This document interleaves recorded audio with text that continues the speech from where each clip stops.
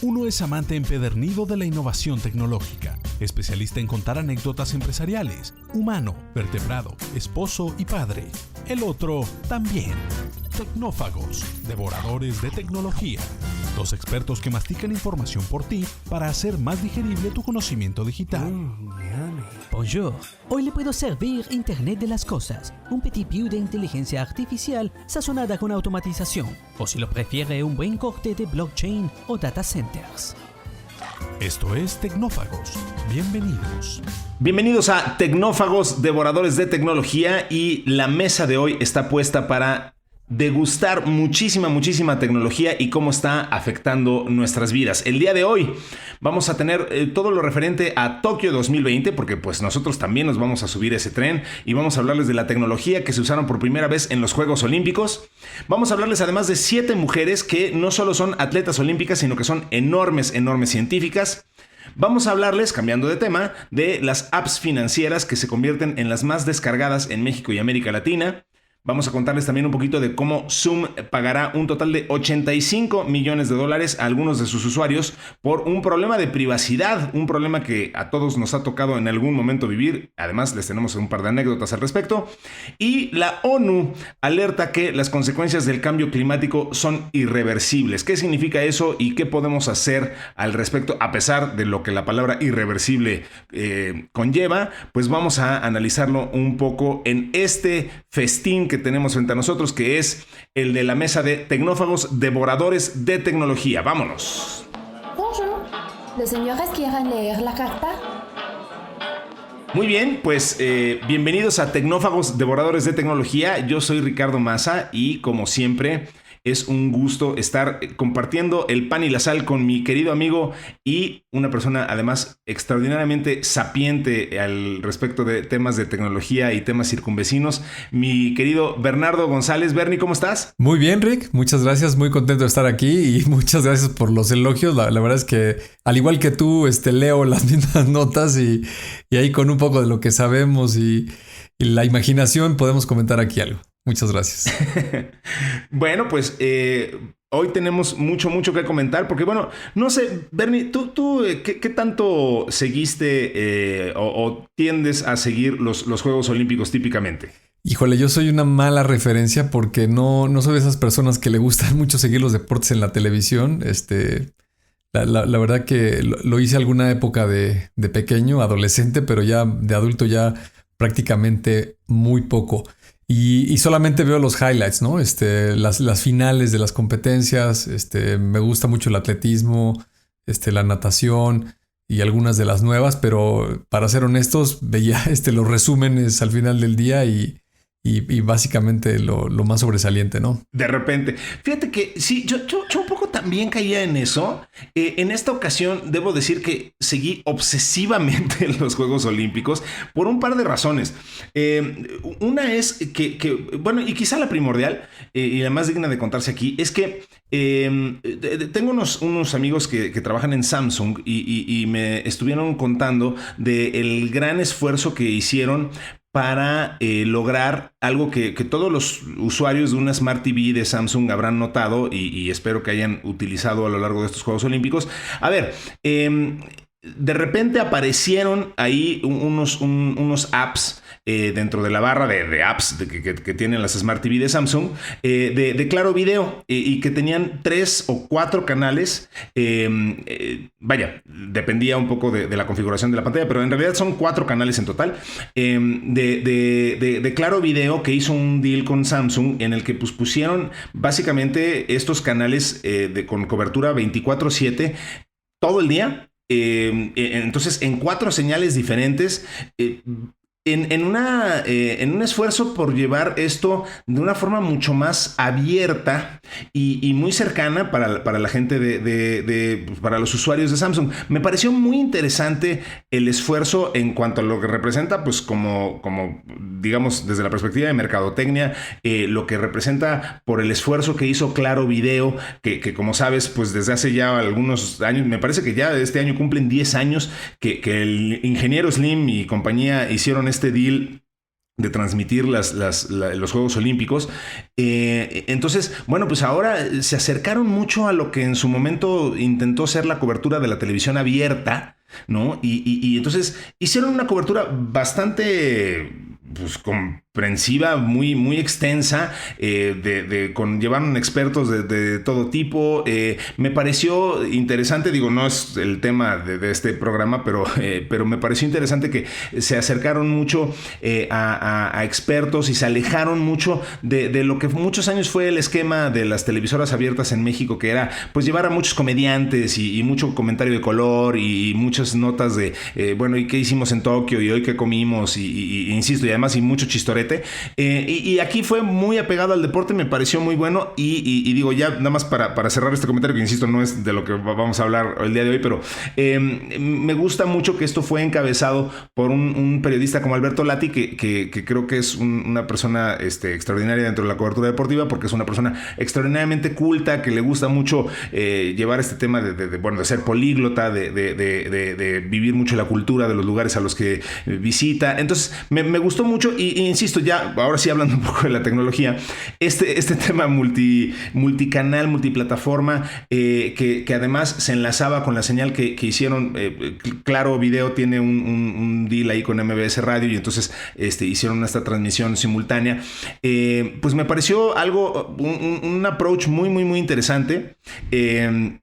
Y bueno, pues esto además para permitirnos ver lo que por mucho fueron los Juegos Olímpicos más tecnológicos de la historia. Tú el otro día, me parece que incluso ayer, me compartiste un texto extraordinario sobre la innovación que ocurrió en estos Juegos Olímpicos. Y pues digo, creo que vale la pena un poco repasar justo las innovaciones que vimos en tecnología en Tokio 2020, ¿no? Sí, totalmente de acuerdo. Yo creo que lo que comentas es la conjunción de varias cosas, ¿no?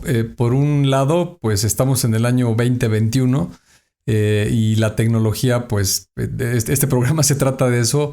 Está presente en múltiples ámbitos de la sociedad y el deporte y particularmente las Olimpiadas pues no son la excepción. Entonces creo que hay muchísima tecnología de la cual echar mano.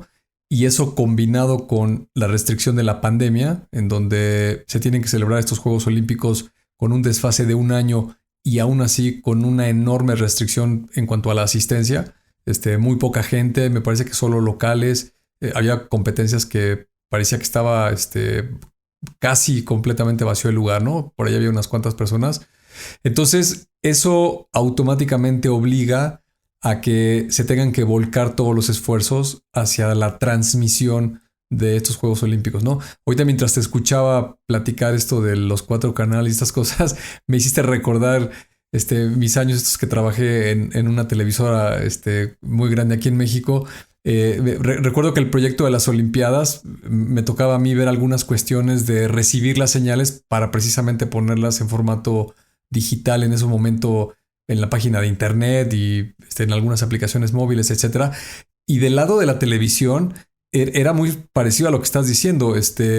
Incluso hay un organismo que se llama así como el Olympic Broadcasting Official, no sé qué, y es parte de la organización de los Juegos Olímpicos. O sea, no le pertenece a un país en lo particular, tampoco le pertenece a una televisora en particular, y ellos se encargan de montar la infraestructura para grabar todos estos eventos que muchos de ellos están corriendo en simultáneo. Y si no mal recuerdo, estoy hablando de hace 8 o 12 años, más o menos de las Olimpiadas, eran 48 señales simultáneas que se entregaban afuera de los estadios en estos camiones que vemos ahí estacionados, estos trailers ya de las televisoras. Y cada televisora de cada país recibía estas señales y las suben a sus satélites o las mandan por fibra. Y ya dependiendo de los modelos de negocio, como los que acabas de comentar, pues algunas señales se van a televisión abierta. Televisión abierta es de lo más restringido, donde tienes los espacios más limitados. En cable, me acuerdo que se abrían canales dedicados y podías ver 24 horas al día todo lo que estaba pasando alrededor de las Olimpiadas, ¿no? Y el último cosa que me llama la atención, esto que decías que antes se hablaba mucho del color, de la comida, pues digo, aquí prácticamente estaba vetado, ¿no? Entonces creo que eso combinado con la tecnología pues no hizo más que acelerar muchas tendencias, ¿no? El 4K que pues prácticamente ya está presente en todas las producciones, aquí ya se utilizó de manera total y absoluta. Muchos pues ya no son ni sensores, ¿no? Ahorita vamos a platicar de una nota relacionada con esta información adicional que te ponen en la pantalla en muchas competencias. Pues está captada por algoritmos y cámaras muy sofisticadas, etcétera, etcétera. Al final de cuentas creo que se parece mucho a lo que hemos estado aquí comentando de cómo la tecnología es un factor que empuja fuerte y fomenta los cambios. Espero que para bien. Aquí me parece que fue el caso, ¿no? La gente que le gustan las Olimpiadas las pudo disfrutar de una mejor manera, ¿no? Estas tomas de las gimnastas en esas arenas cerradas, es impresionante cómo la cámara te da una sensación de que tú estás arriba del atleta y estás como girando alrededor de ella mientras ella está dando las vueltas en el aire, ¿no? Son totalmente espectaculares, ¿no? O estas de atletismo que siguen a los corredores y te muestran el pico de velocidad, los ángulos del movimiento de las piernas. En fin, sorprendente, ¿no? Como lo dijiste, Tokio se pudo beneficiar de este despliegue tecnológico, tal vez motivado por esta necesidad de tantas restricciones, ¿no? Caray, porque además que vaya que las hubo y qué ingrato, digo, por supuesto que nadie pidió que existiera esta pandemia y ya hemos platicado muchas veces las terribles consecuencias que ha traído, pero bueno, una más de ellas es justo la ingratitud de esto, ¿no? Que en una ciudad como Tokio, tan poblada, con tanta tecnología, que seguramente esperaba ansiosamente estos premios para esta Olimpiada para hacer justo un despliegue de tecnología frente a la gente y etcétera, y bueno, pues digamos una víctima más, pues por supuesto nada comparable con las pérdidas humanas, pero sí muy trágico también que se haya perdido el factor humano y lo compensaron de alguna manera como pudieron. Hay algunas cosas interesantes dentro de las cosas que vimos. Vamos a platicar algunas de ellas. Digo, me quiero brincar a esto que justo tiene que ver con eso que estamos platicando, que tiene que ver con la falta de espectadores que mencionabas. Digo, algo que ya hemos visto ocurrir desde que dejó de haber espectadores, por ejemplo, en el fútbol, pero digo, en Tokio se implementó de una forma un poquito más sutil, es que los organizadores de los Juegos Olímpicos trabajaron muy duro para recrear el ambiente auditivo de cada deporte en las transmisiones televisivas. Entonces, capturaron en audio el directo de competiciones anteriores en canales 5.1.4, que es la evolución del Dolby, digamos, para tener una experiencia inmersiva y una recreación del sentido cinematográfico del ambiente humano. Muchas veces esto no se percibe, sobre todo porque, bueno, a ver, en el fútbol es muy claro el bullicio que hace la gente, ¿no? La multitud, pero de pronto el captar el ambiente auditivo que puede haber en una competencia de tiro con arco, por decirte algo, pues puede ser muchísimo más sutil porque la gente está muy callada, o en el golf, ¿no? Que donde la gente incluso se le pide que esté callada, ¿no? Entonces, pero sí tenían que poner como esta sugerencia de audiencia para que no se sintiera tan vacía la toma y de verdad pareciera absurdo, pero los que hayan trabajado con ambientes cinematográficos sabrán que sí hace una gran diferencia el captar el audio de lo que estás esperando ver en pantalla. Si eso no macha con lo que estás viendo en video, de verdad sí demerita mucho la experiencia. Por eso cuando se hace un comercial o cuando se filma una escena en algún ambiente no controlado, se hace lo que en cine se llama un room tone, ¿no? Que básicamente es pues grabar el sonido ambiente del lugar, aunque ese sea de silencio, ¿no? Y eso es algo que luego no se entiende muy bien, pero cuando estás en una filmación en una casa, de pronto a la gente le dicen cállense todos porque se va a grabar un room tone, ¿no? Y entonces pues todos se quedan callados, no corre la cámara, nada más ponen el micrófono, el boom,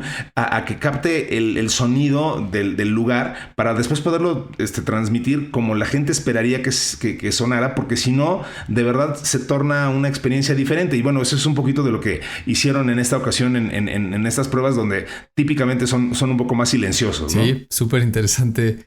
Esto de complementar el sonido es parte de los sentidos y para que no te suene raro, ¿no? Si de por sí la imagen de un estadio vacío ya te pone como un warning de que algo como que no está bien.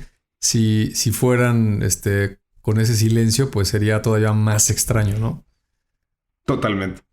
Total. Bueno, a ver, y yo mencionaba este texto que me compartiste, me hiciste favor de pasarme de Carlos Glad, que hablaba de la innovación en los Juegos Olímpicos. Digo, es que aquí estamos viendo algunas de las cosas que ya mencionaste, como bueno, la tecnología que se usó para capturar y entender exactamente en tiempo real qué velocidad alcanzaba un velocista. Digo, algunas de las cosas que nos esperamos, otras que no tantas, como por ejemplo los sensores que permiten detectar los movimientos de la cara de los tiradores con arco, que luego determinan mucho en qué momento van a disparar, cosas con las que ya nos fuimos acostumbrando y que me parecen fascinantes. Pero este texto incluía algunas otras innovaciones que no necesariamente son tecnológicas, pero que sí eran muy interesantes.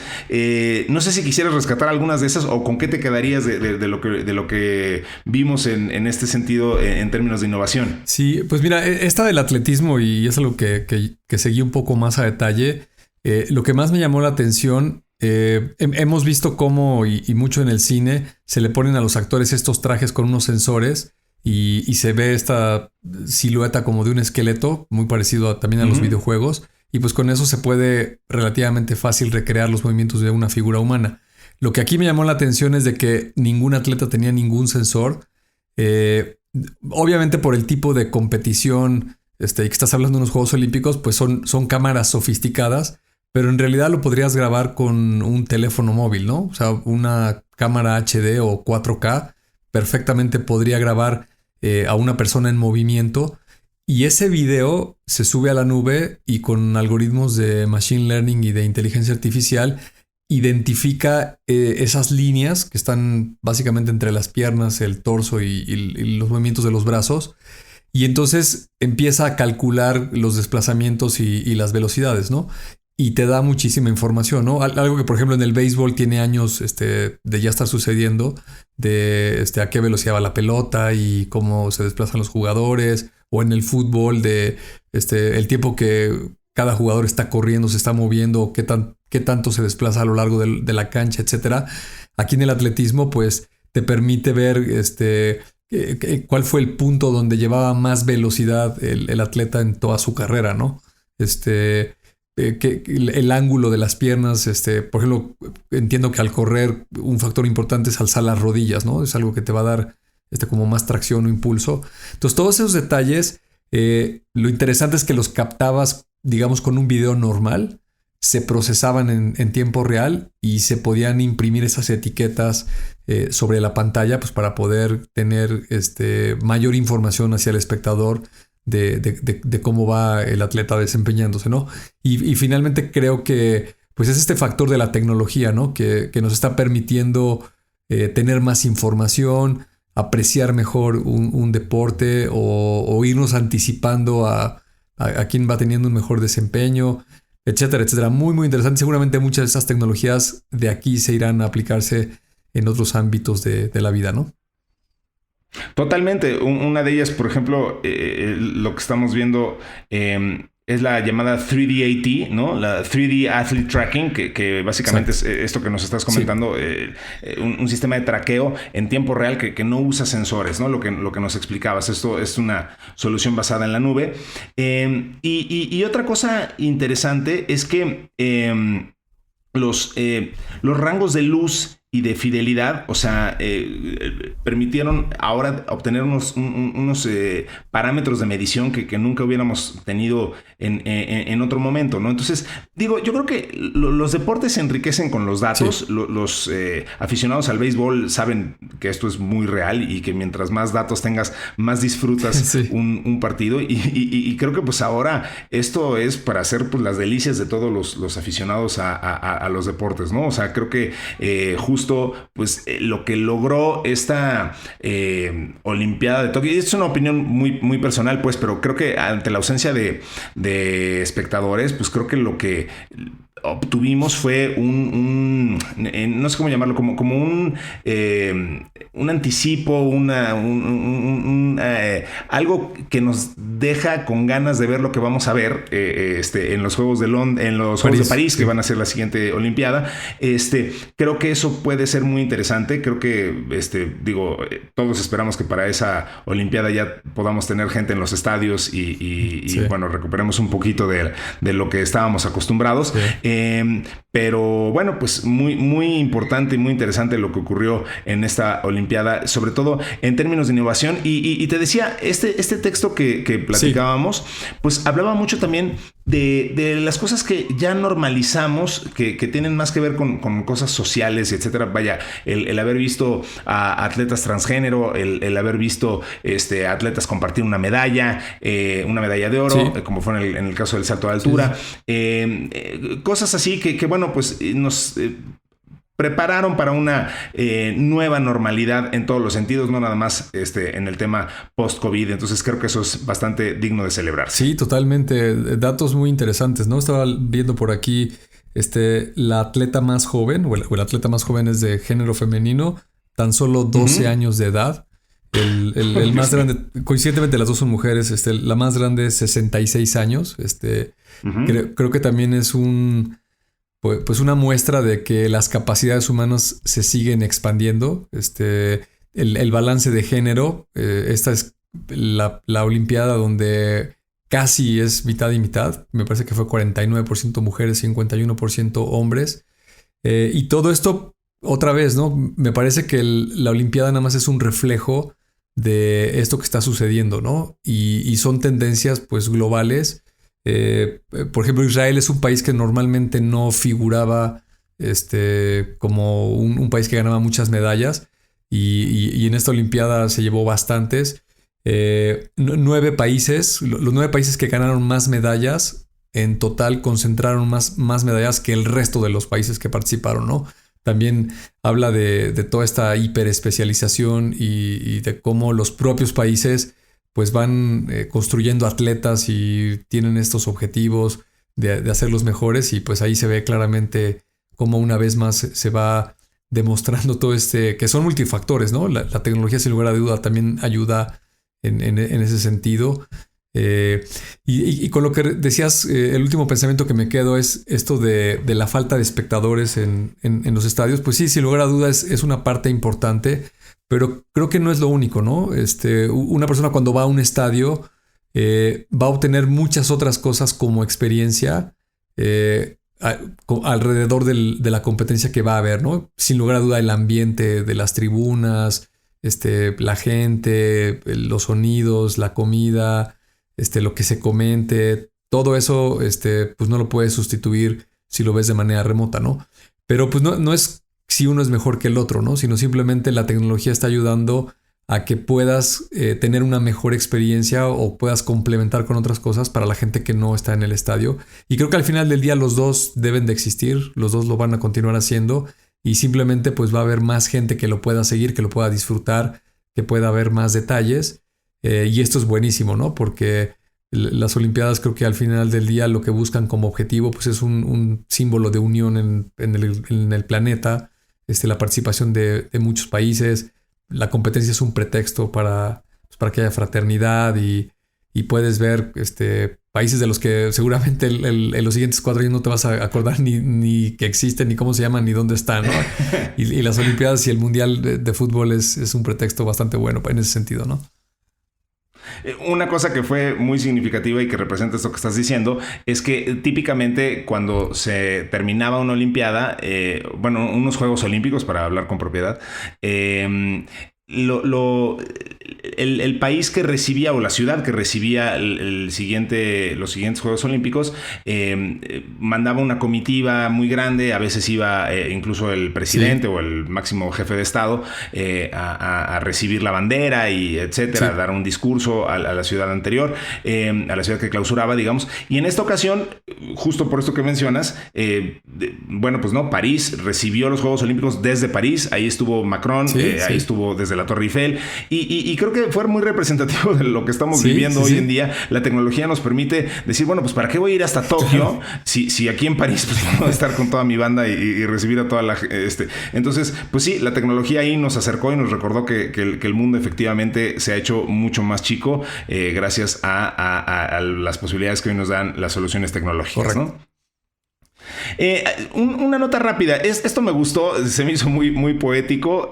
Nos lo ponen aquí Gina Rangel, productora de este programa, que es 7 mujeres que además de ser grandes atletas son enormes científicas y por aquí hay algunas anécdotas interesantes. Por ejemplo, Anna Kaisenhofer de Austria es una ciclista de 30 años que además tiene la particularidad de que lo habrán visto algunos de ustedes en la transmisión de las Olimpiadas, que terminó más de un minuto arriba de su más cercana competidora. Tan es así que la que llegó en segundo lugar creyó que había ganado porque no vio a nadie alrededor, ¿no? Entonces esta mujer es alguien muy importante porque vaya, además de ser campeona olímpica, es doctora en matemáticas, graduada de la Universidad Técnica de Viena y de la Universidad de Cambridge. Tenemos casos como Hadia Hosni de Egipto, que es una jugadora de badminton que fue eliminada en la fase de grupos, pero cuenta con una maestría en biomedicina en la Universidad de Bath en el Reino Unido y un doctorado en farmacología en la Universidad del Cairo. Nadie ha investigado y publicado artículos sobre la dexametasona, un fármaco antiinflamatorio que además ha tenido mucho, ha estado muy en boga en la época de la pandemia. Y también es miembro del Parlamento egipcio. Gabrielle Thomas de los Estados Unidos ganó una medalla de bronce en Tokio, además de ser la tercera mujer más rápida de todos los tiempos en los 100 metros, en los 200 metros, perdóname. También estudió en neurobiología y salud global en la Universidad de Harvard. Actualmente cursa la maestría de epidemiología y gestión de la salud en la Universidad de Austin y su principal interés de investigación es la desigualdad racial en el acceso a la salud en Estados Unidos, un tema que da para bastante. Charlotte Him de Francia compitió en el debut olímpico del skateboarding. Nos hablabas hace un minuto bueno, ahí estuvieron las competidoras más jóvenes de toda la Olimpiada. Fue eliminada en la ronda de clasificación. Es doctora en neurociencia, algo de lo que hemos platicado bastante aquí, e investiga el efecto que tiene la voz materna en el desarrollo de las habilidades motoras en los recién nacidos. Ha de ser muy interesante su research. Louise Shanahan de Irlanda buscaba clasificarse para París 2024, pero los resultados llegaron antes de lo esperado y consiguió un lugar en los 800 metros en Tokio. No pasó de la primera ronda de clasificación. Louise está interesada en la física cuántica, se graduó en la Universidad de Cork, en su país natal, y está haciendo un doctorado en Cambridge. Dijo, ahora, si soy mala en atletismo, siempre puedo considerarme buena en física cuántica. Nadine Apetz, qué bonita opción. Nadine Apetz se convirtió en la primera representante de Alemania en participar en boxeo olímpico. Tiene una maestría en neurociencias en la Universidad de Bremen y su próximo objetivo es completar un doctorado en el Hospital Universitario de Colonia.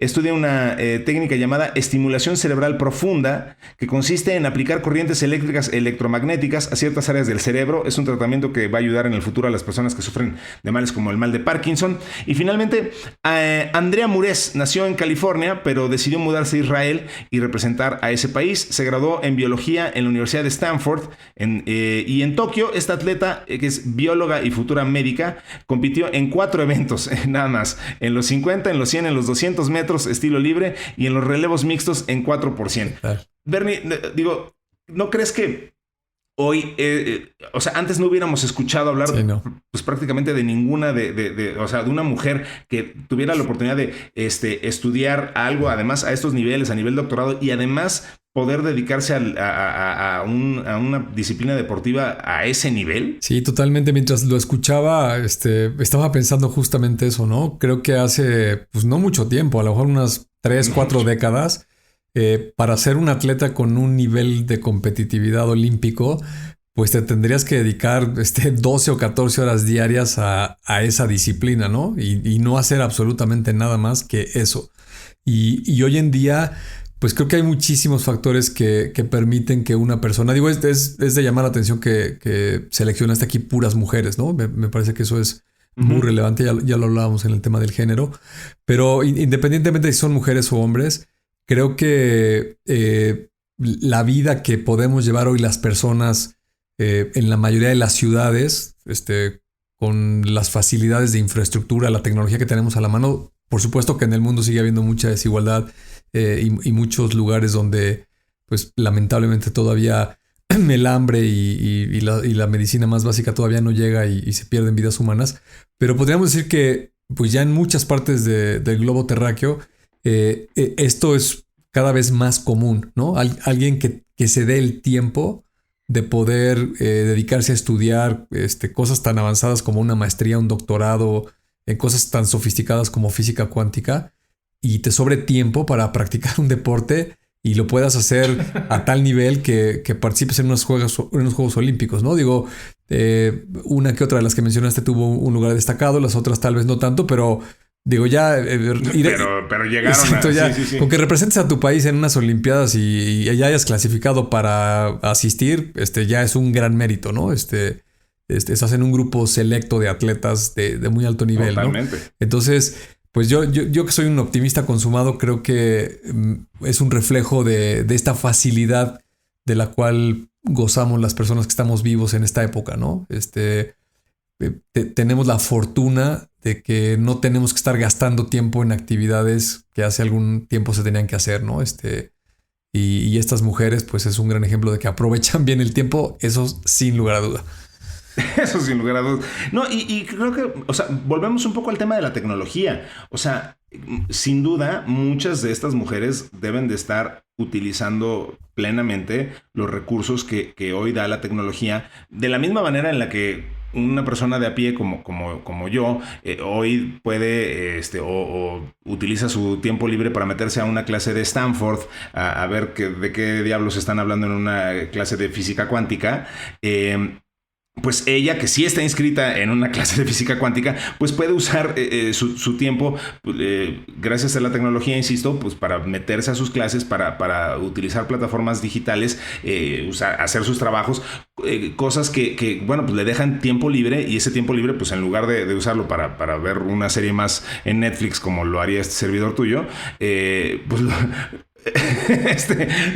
lo implementan en hacer deporte de alto rendimiento y además sobresalir en ello, y bueno, qué barbaridad. Pero bueno, de nuevo, creo que eso tiene que ver con la época en la que estamos viviendo, que sin duda pues tiene que ver mucho con la tecnología, y pues eso es algo que celebramos mucho en este programa de Tecnófagos, Devoradores de Tecnología. Pues bueno, vamos a cambiar de nota y de tema. Ya dejamos atrás los Juegos Olímpicos, ya muy a mi pesar, porque te insisto que los vi obsesivamente, entonces ahora tengo que saber qué hacer con muchas horas del día.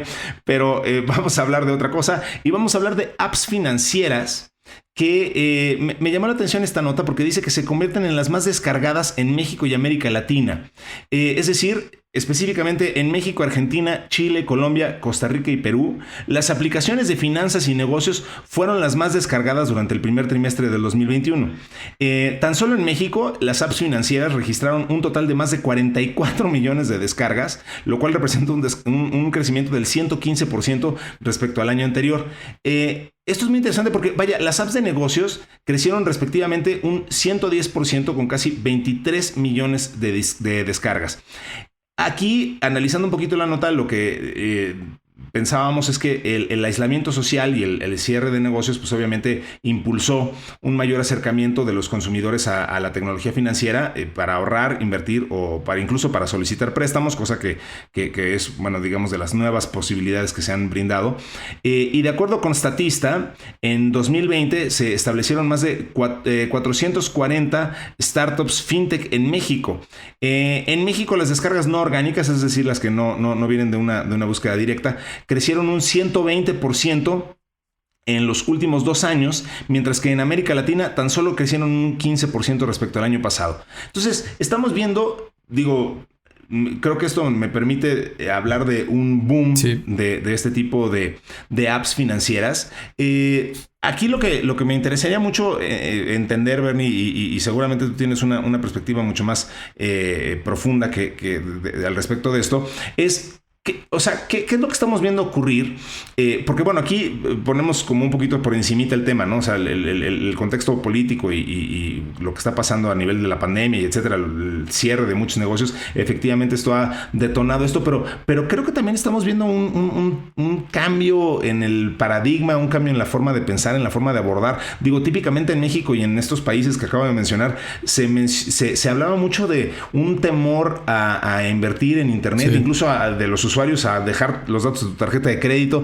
Pues pareciera que todo esto está cambiando para bien, ¿no? Sí, ya lo hemos mencionado aquí en este programa.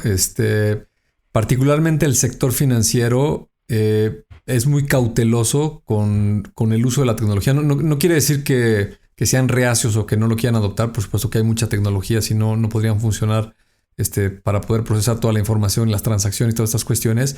Pero ya cuando estás hablando de servicios y el consumidor, me parecería a mí que, y en Latinoamérica mucho más marcado, estaba como esta inercia de para ciertos trámites no es mejor que vayas a la sucursal, ¿no? Y es mejor que llegues a la ventanilla, sí.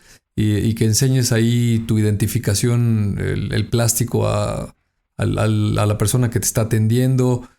Y casos más desafortunados, lleves fotocopias del recibo del teléfono o de algo así para que compruebes que sí eres tú y todas esas cuestiones de pues, burocracia y papeleo. Me parece que era como una inercia, ¿no? Y también el propio banco, hablando por ejemplo de un banco, creo que se sentía muy seguro en la sucursal, o sea, la sucursal física o la oficina física, pues es un lugar que está controlado por ellos, hay seguridad personal ahí, cámaras, la red está controlada, los equipos, los accesos, el personal, etcétera, etcétera, mucho control, ¿no? Y lo que hizo la pandemia, pues es de que todos estos empleados se fueron a sus casas y los consumidores también, y pues para que el negocio pudiera seguir funcionando, pues los bancos que no estaban listos con tecnología y estos servicios ya en aplicaciones móviles o páginas en internet robustas, pues me parece que tuvieron que hacerlo aceleradamente porque no les quedó de otra. Y tal vez, estoy especulando, este crecimiento tan fuerte que se ve obedezca a ese comportamiento, ¿no? Es como la reacción a la limitante de quitar esta cuestión física que se tenía por costumbre, ¿no? Aquí lo interesante sería que no regresemos a esos parámetros. A mí me has oído varias veces decirlo aquí en este programa. Yo particularmente soy enemigo público de todas estas cuestiones de procesitis y de burocracia y de estar llevando papeles. Me parece ya absurdo. En mi trabajo lo sigo padeciendo, porque hay países de los que hemos hablado también aquí que ya le dieron la vuelta a ese tema, ¿no? Por ejemplo, si necesitas validar si una empresa o una persona física está al corriente con su pago de impuestos, me parece que la forma más ineficiente es decirle ve a la oficina de impuestos y que te den una carta y sácale una fotocopia y me la traes, ¿no? Es gastar el tiempo, es una cuestión hasta insegura, ¿no? La forma más fácil de falsificar un papel es como lo acabo de describir. Hoy, quien requiera ese trámite, al menos tecnológicamente, pues se podría conectar a la oficina de Hacienda y decir, oiga, aquí está el señor Bernardo González con en el caso de México, el RFC o el CURP o el dato que estés queriendo validar, y podría obtener una ficha directamente de la fuente de manera electrónica, sin fricción y 1000 veces más segura, ¿no? Entonces, creo yo que esto lo debemos de ver, al menos los consumidores o la gente que nos escucha, que trabaja en empresas y que toma este tipo de decisiones, de que esta adopción la deberíamos de ya dejar para siempre. No deberíamos de volver a ese mundo análogo y al contrario, deberíamos de seguir impulsando estos cambios, pues para el bien de la sociedad y los consumidores, ¿no? Eso es lo que yo rescataría de esta nota y lo que pienso de por qué creció tanto, ¿no? Me hiciste pensar, a ver, ahí ocurre un fenómeno bien interesante que se ha estudiado mucho, que es que las organizaciones no cambian a menos que algo las obligue a cambiar, o sea, que menos que perciban una amenaza, ¿no? Y creo que esto es triplemente cierto cuando se trata de instituciones financieras que son tan grandotas, tan pesadas, ¿no? O sea, que tienen los pies tan pesados. Los bancos están cambiando, y en particular en el caso de Latinoamérica, porque algo los está obligando a moverse. Ellos no quisieran, digo, estoy poniendo ahí palabras en su boca, pero vaya, no todo es exacto, pero vaya, típicamente no quisieran cambiar a menos que algo los obligara a cambiar. Y ese algo, pues casi siempre es las conductas del consumidor y lo que el consumidor está demandando. Entonces, ¿qué es lo que estará cambiando entonces en los hábitos del consumidor, o qué están percibiendo que hace que los bancos digan, bueno, está bien, pues vamos a adoptar esto, vamos a aceptar esto, vamos a digitalizar esto, vamos a agilizar esto? ¿Qué detectas ahí en términos del comportamiento del consumidor? Pues mira, particularmente con la pandemia, o sea, estos últimos 18 meses, es porque no había de otra, ¿no? Lo interesante de este fenómeno mundial es que no había ninguna otra opción. Como lo acabo de decir, un gobierno dice, aquí no puedes asistir a las oficinas, digamos del lado del banco o la empresa, y entonces a los trabajadores los mandas a su casa. Y los mandas pues con lo que hay, ¿no? Y lo que hay es, pues llévate la laptop, o si tienes una computadora en tu casa, pues usa esa computadora y usa la conexión que tengas, ¿no? O sea, aquí no hubo una cuestión de, oigan, dentro de un año va a haber una pandemia, entonces, ¿por qué no vamos instalando redes en las casas de los empleados y nos aseguramos que tengan la seguridad y los protocolos y hacemos ejercicios de práctica? Eso no existió, ¿no? Aquí fue, oigan, mañana se cerró, ¿no? Y háganle como puedan. Entonces, creo que fue demasiado drástico el cambio.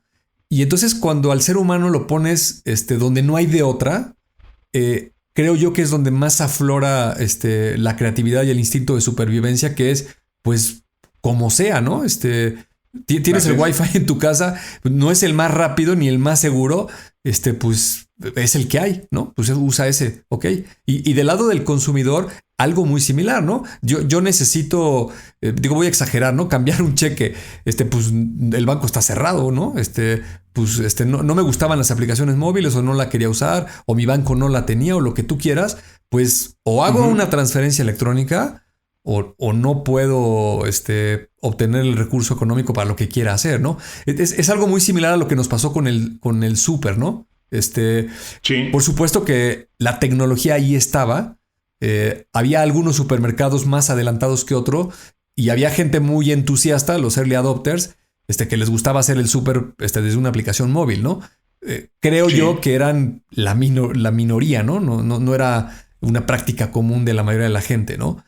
Entra la pandemia y pues no te queda de otra. O pedir comida, ¿no? A mucha gente pues no le gustaba pedir comida a un restaurante, ¿no? Decía, no es lo mismo, yo tengo que salir a distraerme y yo voy al restaurante, ¿no?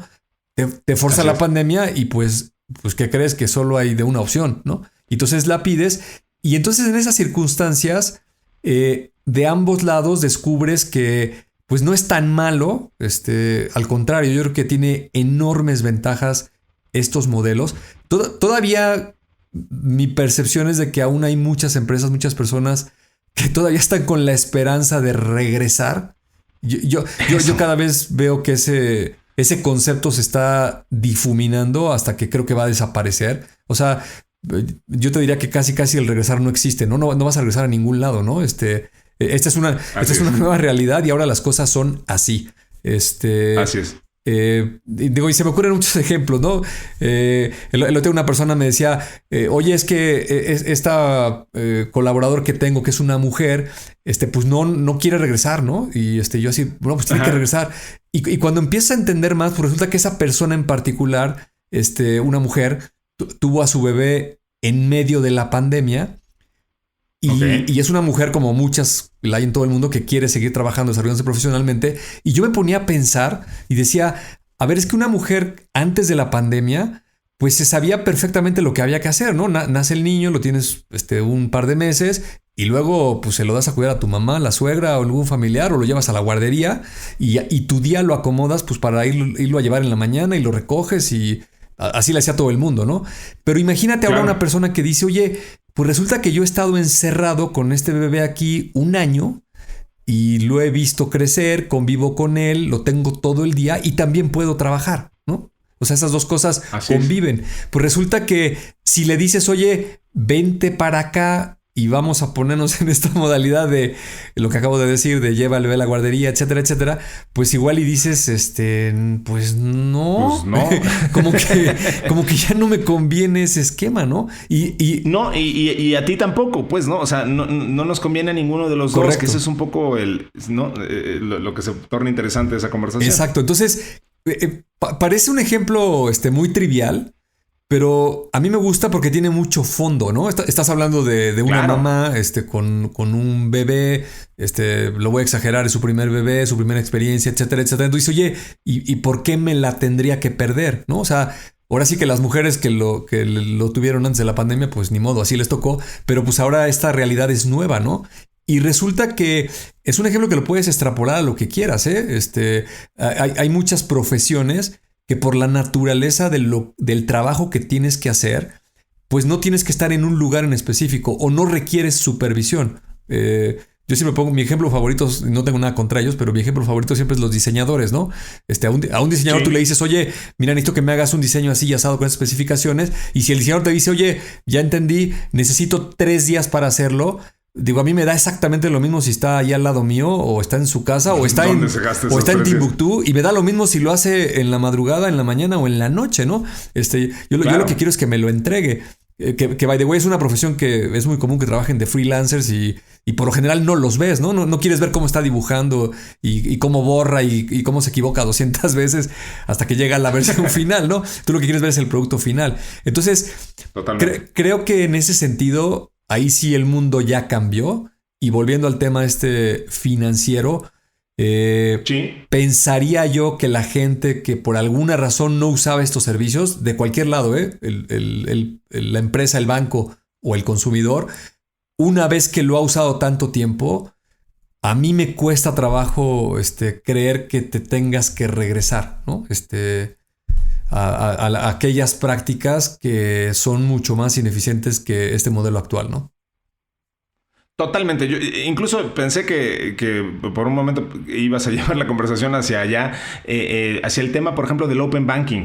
Yo creo que ese es un ejemplo de justo lo que estás diciendo.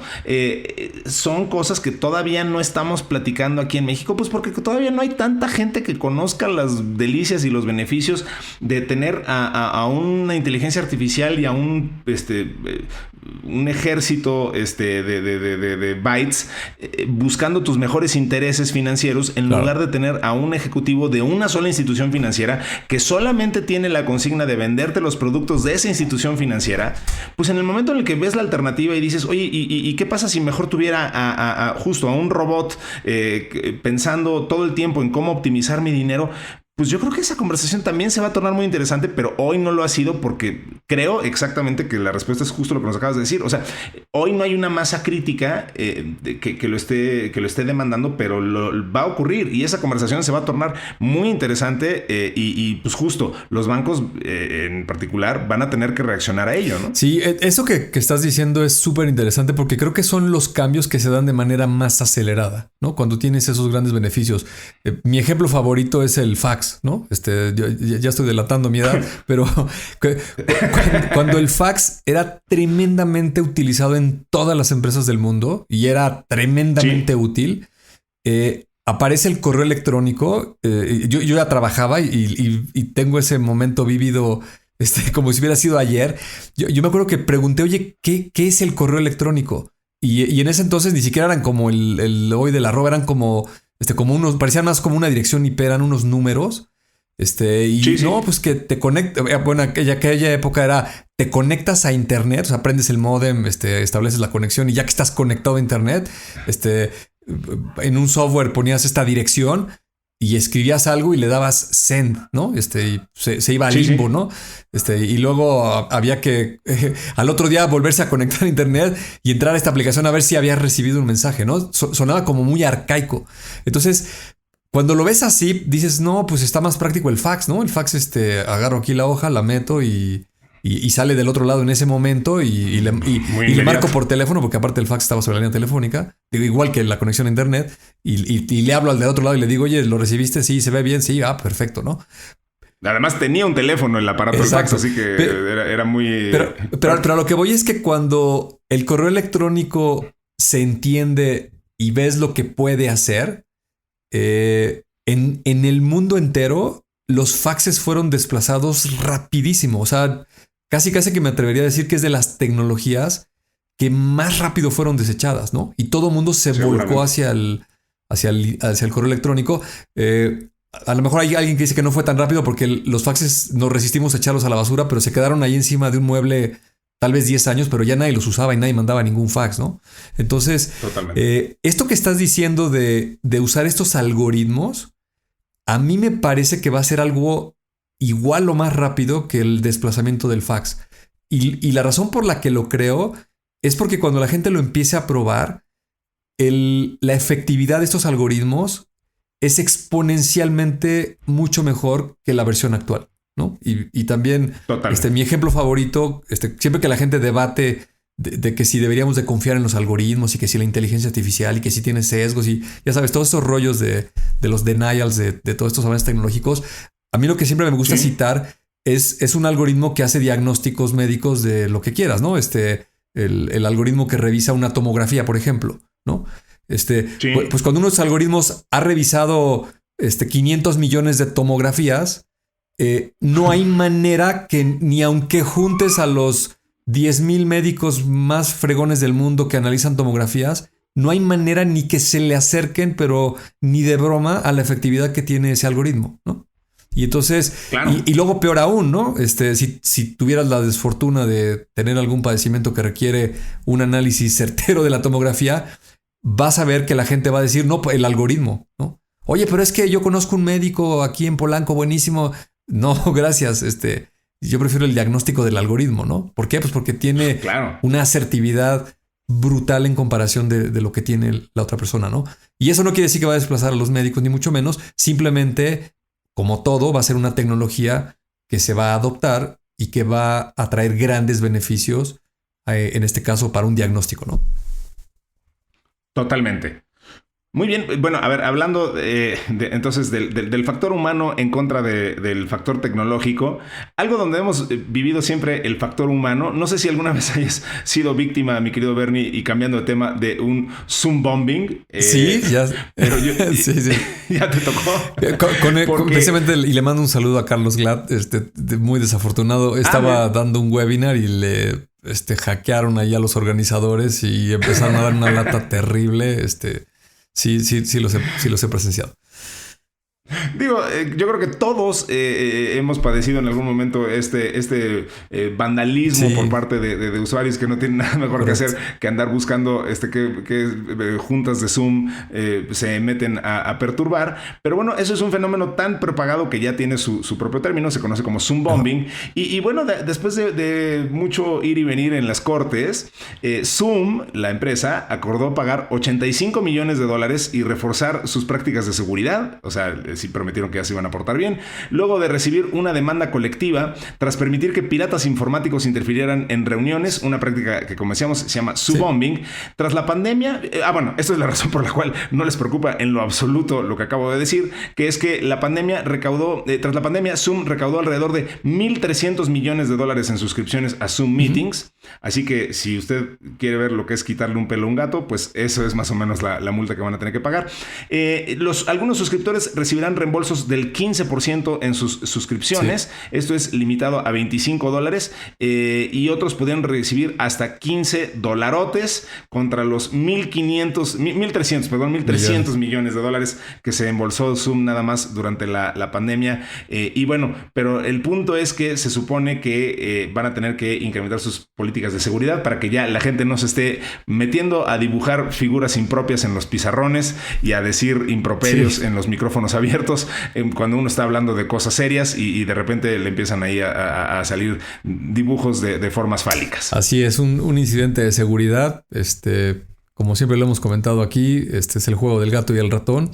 Entonces, pues, en esta ocasión, y yo coincido contigo, aunque la seguridad siempre es un tema crítico, en este caso en particular, pues Zoom, la empresa tuvo un crecimiento brutal, beneficiado 100% por la pandemia. Y parte de ese crecimiento, de hecho, muy al principio de la pandemia, ¿te acuerdas que todo el mundo criticaba que no usara Zoom, que porque era de las aplicaciones más inseguras en comparación de otras soluciones? Pero también muy interesante, prevaleció Zoom, pues porque era una aplicación mucho más fácil que las otras, ¿no? Y creo que también porque tenía un paradigma distinto, ¿no? Las más tradicionales eran como más cuadradas y querían llevar a los usuarios como más en un ambiente corporativo, y yo creo que Zoom prevaleció porque pues la gente que tenía necesidad de hacer videollamadas pues no solo eran las personas que hacían juntas, ¿no? Era todo el mundo, y cuando estás hablando de todo el mundo, lo que más importa es que sea fácil, ¿no? Entonces, un claro ejemplo aquí de cómo un software, por haberlo hecho fácil, le salió bien la jugada, ¿no? Aunque pues le están cobrando 85 millones de dólares, que para ti, para mí es todo el dinero del mundo, pero para esta compañía, pues como tú dices, es algo así como que le quitaran a un gato un pelo. Pero bueno, pues entonces están incrementando entonces sus medidas de seguridad. Y bueno, tenemos una nota, Bernie, muy interesante, con la que quisiéramos cerrar este programa. La última nota que vamos a comentar el día de hoy tiene que ver con la ONU, lo decíamos al principio. Y bueno, pues Antonio Guterres, secretario general de las Naciones Unidas, que antes era primer ministro de Portugal, dijo que el cambio climático es irreversible. A ver, hemos estado escuchando hablar del cambio climático desde hace décadas. En algún tiempo se habló del calentamiento global, ahora más bien se habla de un cambio climático, para no confundir a algunos que se confunden muy fácil y creen que entonces porque se habla de calentamiento global entonces ya no puede hacer frío, y desafortunadamente luego en esa bola van gente con mucho poder, incluyendo presidentes de Estados Unidos, pero bueno, el punto es que hoy hablamos del cambio climático y entonces hoy parece que las consecuencias de esto son irreversibles, y vamos a entender un poquito qué significa esto. Se hizo un estudio de más de 14,000 artículos científicos y se concluyó que las emisiones continuas de gases de efecto invernadero podrían romper todos los límites de temperatura global en solo 10 años, y una posible subida del nivel del mar que se acerque a los 2 metros a finales de este siglo. Bueno, a ver, nada más para entender un poquito esto. La temperatura media mundial fue 1,09 grados Celsius más alta entre 2011 y 2020 que entre 1850 y 1900, es decir, cuando empieza la era industrial en nuestro planeta. Los últimos 5 años fueron los más calurosos registrados desde 1850. La tasa reciente de aumento del nivel del mar casi se ha triplicado en comparación con la del 1901 a 1971. La influencia humana es muy probablemente, entre comillas, dice, 90%, el principal impulsor del retroceso global de los glaciares desde la década de 1990 y la disminución del hielo marino del Ártico. Y es prácticamente seguro, también entre citas, que la temperatura extrema, incluida las olas de calor, se han vuelto más frecuentes e intensas desde la década de 1950, mientras que los eventos fríos se han vuelto menos frecuentes y menos severos. El informe también deja en claro que el calentamiento ya ha generado cambios irreversibles en siglos o milenios incluso. Y bueno, en cuanto a las altas temperaturas, algunos científicos tienen esperanzas de que en caso de lograr reducir las emisiones globales a la mitad de la década del 2030 y alcanzar emisiones netas a mediados de este siglo, podemos detener y posiblemente revertir el aumento de las temperaturas. Esto implica utilizar tecnologías limpias y luego enterrar las emisiones restantes mediante la captura y almacenamiento del carbono o absorberlas plantando árboles. Entonces, ¿qué estamos diciendo con todo esto? Que estamos en grandes problemas, que los pequeños pasos que estamos haciendo como usuarios, personas de a pie, como siempre digo, pues son importantes. Pero sobre todo, a mí me parece, Bernie, no sé, ¿tú qué opinas? Creo que aquí también, como personas, lo que tenemos que hacer es impulsar mucho y presionar mucho para que las organizaciones y los grandes contaminantes y los grandes emisores de carbono hagan lo suyo y de verdad se pongan un compromiso grande, porque bueno, el que tú y yo dejemos de consumir botellas de plástico es importante, hay que hacerlo, y que tú y yo nos tardemos menos en usar la regadera y el agua caliente también es importante, pero pero realmente lo importante es que las grandes corporaciones y las grandes petroleras y los grandes productores del mundo pues dejen de emitir estas enormes toneladas de cantidad de carbono que están hoy en día emitiendo al mundo. Y pues eso solamente ocurre un poco como lo que decíamos con los bancos hace rato, pues cuando la gente presiona y cuando la gente actúa y cuando la gente se pone el overall y se planta enfrente y les dice ya no más, ¿no? Sí, totalmente de acuerdo. Creo que, no estamos descubriendo nada nuevo. Por muchos medios y publicaciones desde hace varios años se habla de que este es el gran siguiente problema de la humanidad, ¿no? El cambio climático. Muy desafortunadamente por una gran ignorancia y gente que pues no tenía la estatura porque estaban ocupando una posición de liderazgo y subestimaron esto brutalmente. Hay gente que a la fecha no lo entiende, cree que esto es opcional, cree que es una broma. Y de lo que tú mencionas, yo creo que la reflexión para toda la gente que nos escucha es ponte a pensar, no importa la edad que tengas, la forma en la que está lloviendo los últimos años, el tipo de inundaciones que hay, porque a lo mejor la gente dice, la Ciudad de México siempre se ha inundado y siempre ha habido calles en el verano, que es cuando llueve, etcétera. Pero a mí me parece que hay de inundaciones a inundaciones, ¿no? Y ahora esto que vemos de todos estos deslaves brutales de cómo se arrasan. El otro día vi un video precisamente de Japón. Viene un deslave y se lleva absolutamente todo, ¿no? Aquí en México, incluso donde tienes tu casa, que es hacia el norponiente de la ciudad, pues los últimos 2 meses he visto unas lluvias que nunca las había visto, ¿no? Y la gente que vive pues más cerca de los hemisferios, pues te habla de todas estas migraciones de animales y de cómo el deshielo y esto de la subida del nivel del mar pues es inminente. Y la gente parece no entenderlo, ¿no? Va a haber ciudades que van a desaparecer. Cuando estuvo el huracán, si no mal recuerdo, soy muy malo para los nombres, pero no sé si era el Katrina que le pegó a Nueva York. Lo tengo muy presente porque donde yo trabajaba teníamos un equipo hospedado en un centro de datos en Nueva York, cerca de... Yo recuerdo que el Katrina es el que le pegó muy fuerte a Nueva Orleans. Debe ser otro nombre de huracán. Que aparte es muy raro, ¿no? Que lleguen tan al norte. Pero me acuerdo muy bien que le pegó a Nueva York. Y nosotros teníamos algunas aplicaciones en un centro de datos que estaba en Manhattan. A la altura más o menos de Wall Street, por ahí estaba el edificio. Y me acuerdo que cuando empezaron las noticias, pues hablamos para preguntarles si no había ningún problema. Y nos dijo, no, tenemos suficientes plantas de luz y baterías y redundancia por quintuplicado. Y este edificio es contra huracanes de kilómetros de no sé qué. Y a las 10 horas se cayó todo, ¿no? Y cuando hicimos el debriefing ahí de qué había pasado, pues resulta que los tableros de la luz estaban en la planta baja, que es donde llegan las acometidas de la luz. Y en Nueva York el agua subió 2 metros. Entonces, cuando veían ellos que el agua iba subiendo y iba a llegar a estos tableros de luz, pues iba a ser un cortocircuito. Y tuvieron ellos que apagar la energía eléctrica del edificio y tiraron todas las computadoras, ¿no? Entonces... Y eso que te estoy contando, ha de haber sido hace 10 años, ¿no? Entonces, son simplemente ejemplos de cosas que sí están sucediendo, que sí son reales. Y luego lo que empezaste diciendo, ¿no? El planeta, pues es un ecosistema muy complejo de millones de variables interconectadas. Y cuando una de estas variables o varias de ellas se desestabilizan, es muy complicado que las puedas volver a controlar. O sea, no es tan fácil como decir, oye, se está inundando mucho, pues vamos a sembrar árboles. Pues no, los árboles no crecen en 10 minutos, ¿no? Ni los puedes plantar tan rápido. El deshielo de los polos, pues no puedes ir con refrigeradores a que no se derrita el hielo, ¿no? Esas cosas van a suceder, no las vas a poder detener. Muchas ciudades, lamentablemente, yo creo que se van a inundar.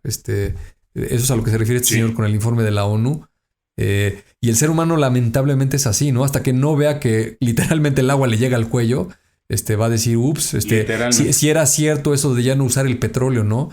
Y si era cierto eso de que las energías limpias pues ayudaban al medio ambiente, Y por insignificante que parezca lo que dijiste también de, pues yo puedo no consumir botellas de plástico o aerosoles o cuidar el agua, etc. Yo creo que esto es responsabilidad de todos, ¿no? No solo es de los gobiernos, no solo es de las empresas, es de todos y cada uno de nosotros que tengamos conciencia y que exijamos que esto pues se detenga, ¿no? Que cada quien haga lo propio en el alcance de sus medios para poderlo revertir, ¿no? Totalmente, y bueno, pues insisto, aunque el título de la nota es que justo ya no lo podemos revertir, ciertamente sí podemos hacer muchas cosas para minorarlo. Sí. Digo, creo que está en nuestras manos, creo que es nuestra responsabilidad por nosotros, por nuestros hijos, el utilizar tecnologías que nos permitan minimizar nuestra llamada huella de carbono. Hoy en día, digo, yo cuando compré mi casa, nos dieron un crédito de una de las instancias que da el gobierno apoyo para ese tipo de cosas, un crédito que nos teníamos que gastar en tecnologías verdes, y me gustó mucho ese concepto. Entonces, digo, parte de ese crédito te lo tienes que gastar en este caso, pues compramos un calentador. No nos digas que solar. Plantas verdes compraste. Te vas a balconear aquí. No, dijiste energías verdes. Sí, energías verdes. No. Plantas verdes fue solo para consumo propio. Para decoración. Para la decoración, exactamente. Gracias por la salida. No, o sea, compramos un calentador solar, sí. ¿no? Pero bueno, me pareció un ejercicio, digo, es muy, muy, muy bobo el ejemplo, pero me parece que esos son el tipo de cosas que tienen que hacer los gobiernos y nosotros como ciudadanos, pues digo, incentivar este tipo de cosas. Tú me has platicado que en tu casa tienes toda una instalación de paneles solares, ¿no? Sí, digo, tampoco es tan sofisticada, Digo, me gusta la tecnología, debo de ser honesto que lo hago a veces más por eso que por el tema ecológico, pero también un poco por esta conciencia. Ya hace unos 5 o 6 años, que me salieron carísimos, por cierto.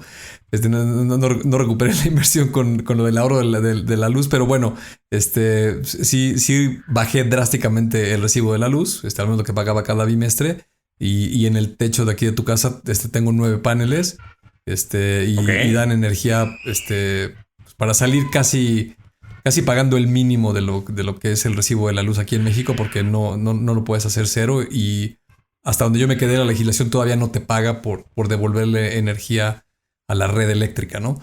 Que durante el día pues se genera más de la que consumo y se la estoy regresando, ¿no? El Totalmente. Calentador solar también tiene muchos años que lo tengo. También estoy incursionando con los vehículos eléctricos, tengo uno por ahí, entonces estoy haciendo lo propio, tratando de reducir lo más que se pueda. Y creo en esas tecnologías, ¿no? Creo que son, pues ya no ni el futuro, ¿no? Son tecnologías que están aquí hoy disponibles a nivel comercial. Y aunque parezca que el que lo haga una sola persona es insignificante, yo creo que si esto tomamos conciencia todos y lo vamos haciendo cada vez más personas, sin lugar a duda, sí vamos a poder revertir algo de esto que ya está muy complicado, ¿no? Totalmente, pues ese es el compromiso. Y además, bueno, dicho sea de paso, Bernie no podía más por presumirnos que ya tiene un coche eléctrico de esa marca tan importante que promueve nuestro querido amigo Elon Musk, cosa que le envidiamos ampliamente y que le vamos a pedir que nos dé un paseo, por favor, todos los que escuchan Tecnófagos, devoradores de tecnología, porque la verdad es que vaya que es además de algo ecológicamente mucho más sensato, es un gran gadget con 4 llantas. Así que felicidades por eso, mi querido Bernie. Gracias. Y bueno, pues con eso vamos a cerrar esta emisión de Tecnófagos, devoradores de tecnología. Y pues como siempre ha sido un gusto estar con ustedes. Yo soy Ricardo Maza y me da muchísimo gusto de nuevo haber compartido este banquete tecnológico con Bernardo González. Bernie, muchísimas gracias por haber compartido este programa conmigo una vez más. Al contrario, yo encantado de estar aquí platicando con todos nuestros amigos de la audiencia de tecnología, de todos estos temas tan apasionantes, y pues nos vemos en la siguiente emisión. Así será, pues nos vemos entonces en otra emisión de Tecnófagos, devoradores de tecnología. Hasta luego.